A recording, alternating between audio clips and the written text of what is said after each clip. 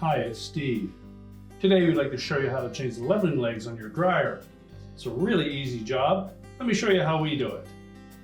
Now, to do this repair, the first thing we'll need to do is to disconnect power to the dryer and also the vent so that we can pull the dryer forward and either tilt it back or lay it on its side or its back.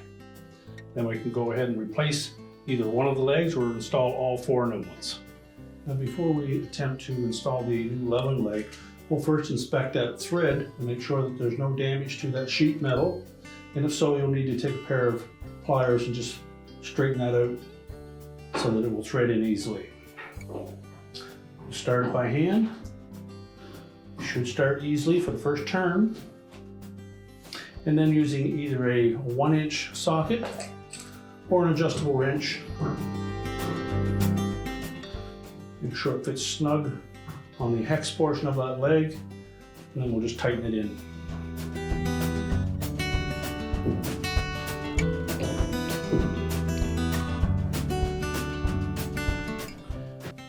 Now, if you're replacing all 4 legs, you'll need to repeat that procedure for the other 3.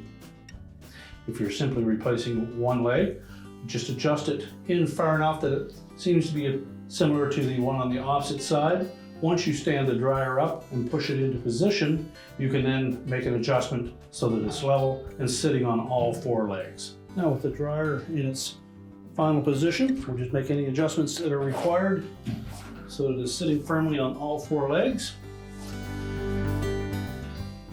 And then we can complete the installation. We're now ready to reconnect the vent and our power, and your repair is complete.